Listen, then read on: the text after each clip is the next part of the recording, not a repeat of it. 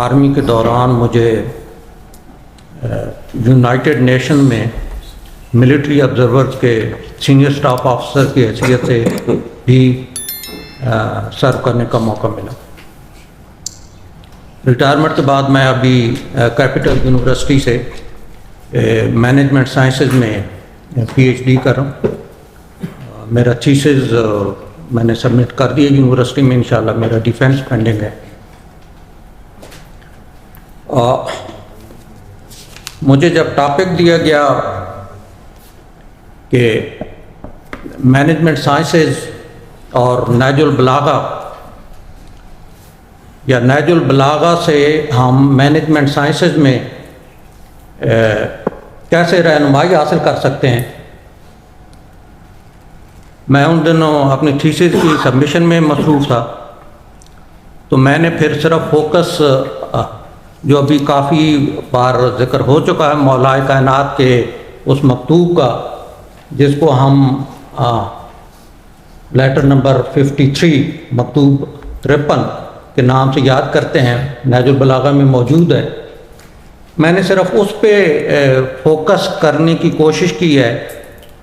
کہ management sciences کے مختلف subjects, for example management it self, human resource management, project management, financial management, marketing management, آپ کوئی بھی نام لیں، تو اس کو ہم صرف وہ ایک مکتوب جو مولائے متقیان نے اپنے گورنر مالک اشتر کے نام لکھا تھا، اور جو ابھی یونائٹڈ نیشن میں بھی کوٹ ہوتا ہے، اور دنیا کے بہت سے ممالک میں جہاں بھی آپ گڈ گورننس دیکھتے ہیں، وہاں پہ ریفر ہو یا نہ ہو، وہاں پہ یہ لیٹر کے پرنسپل فالو ضرور ہو رہے ہیں۔ تو چونکہ آلریڈی اس لیٹر کے سلسلے میں ڈاکٹر صاحبان نے پہلے بات چیت کی ہے، وہ مختلف زاویے سے تھی، اور میرے ذہن میں تھا کہ شاید یہاں پہ اسٹوڈنٹس بیٹھے ہوں گے تو میں ان سے تھوڑی ان کے ریسرچ کے ریفرنس سے بات کر لوں گا۔ بہرحال کیونکہ بات اسی طرح ہی ہے کہ ہم اس کو مینجمنٹ سائنسز میں کیسے آپ ہمیں اسٹوڈنٹ نہیں سر انٹروڈیوس کر سکتے ہیں، تو اس سلسلے میں جب اگرچہ میں بھی پچھلے 5 سال سے اپنے تھیسز پہ مینجمنٹ سائنسز کے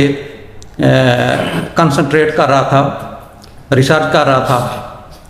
اور یقین مانیے کہ میرے ذہن میں 5 سالوں میں یہ کبھی خیال نہیں آیا کہ ہم نہج البلاغہ سے بھی مینجمنٹ سائنسز میں رہنمائی حاصل کر سکتے ہیں۔ اور نہج البلاغہ تو ماشاءاللہ اس میں بہت سارے خطبات ہیں اور بہت سارے مکتوبات ہیں، مواعظات ہیں، صرف اس ایک لیٹر کو ہی اگر ہم رہنمائی کے طور پہ ان سبجیکٹس میں حاصل کرنے کی کوشش کریں تو میرا خیال ہے اس پہ تھیسز لکھے جا سکتے ہیں۔ مولائے کائنات نے اسی لیٹر میں پروفیشن کے لحاظ سے ہیومن ریسورس یا گورننس کو 7 حصوں میں تقسیم کیا ہے۔ آرمی، جوڈیشری، سول بیوروکریسی جس میں ہائر آفیشل شامل ہیں، پھر لوور بیوروکریسی جس کا ذکر یہ فرما رہے تھے مولانا صاحب جو علامہ کیل ترابی کا، انہوں نے اس کو کلیریکل اسٹیبلشمنٹ کا نام دیا ہے، ریونیو ڈپارٹمنٹ، ٹریڈ اور انڈسٹری، اور پھر آخر میں مولائے کائنات نے ان غرباء، مساکین اور فقراء کا ذکر کیا ہے جو یا تو آپ کو حجت الوداع کے موقع پر نبی آخر الزمان کے اس خطبہ میں ملتا ہے اور یا مولا کائنات کے اس خطبات مکتوبات میں اور بہت سارے مواعظات میں ملتا ہے۔ تو اس سلسلے میں چونکہ ٹائم کی ابھی کمی ہے، آلریڈی اس پہ بہت ساری بات ہو چکی ہے، میں صرف چند سبجیکٹس ہائی لائٹ کرتا ہوں جن میں ان سبجیکٹس میں جو مینجمنٹ سائنسز کے سبجیکٹس ہیں، اسٹوڈنٹس صرف اس مکتوب سے گائیڈنس لے سکتے ہیں اور اپنے ریسرچ تھیسس تیار کر سکتے ہیں۔ اس میں سب سے پہلے مولا نے ملٹری کے بارے میں کافی کمپریہنسو ڈیٹیل میں بات کی ہے، اور اس میں ہم civil military relations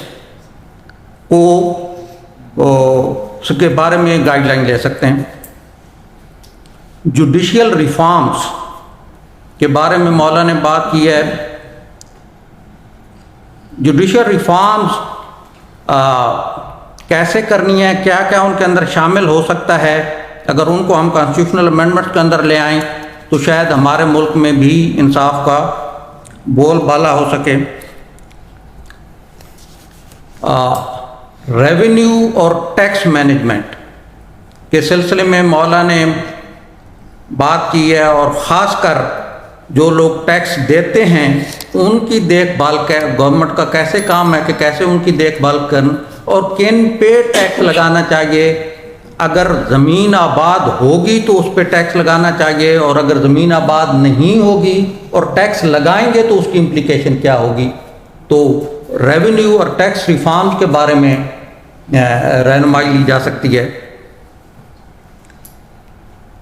over site اور سپرویژن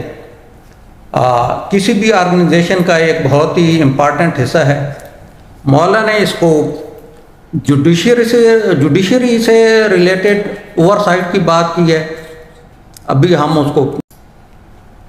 اوور سائٹ اور سپرویژن کسی بھی آرگنائزیشن کا ایک بہت ہی امپارٹنٹ حصہ ہے۔ مولا نے اس کو جوڈیشری سے ریلیٹڈ اوور سائٹ کی بات کی ہے۔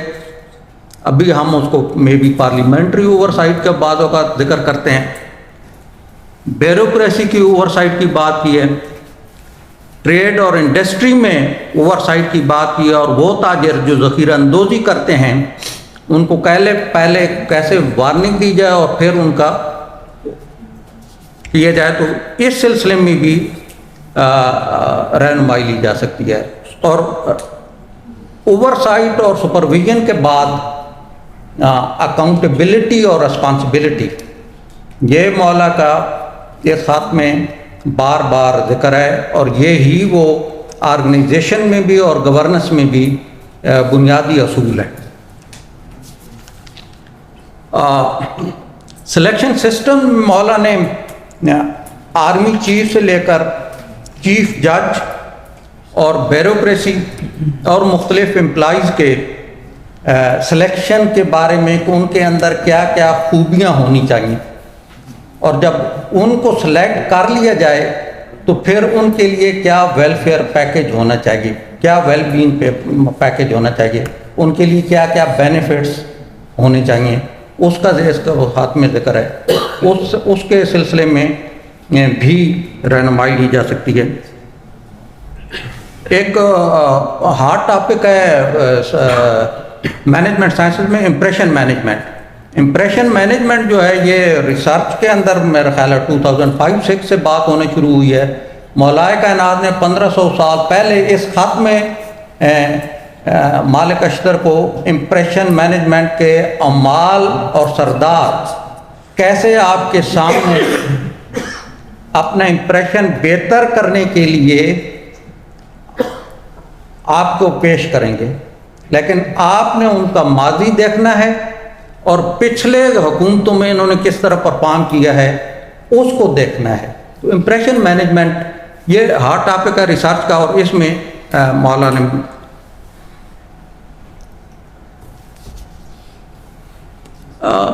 پھر اوپن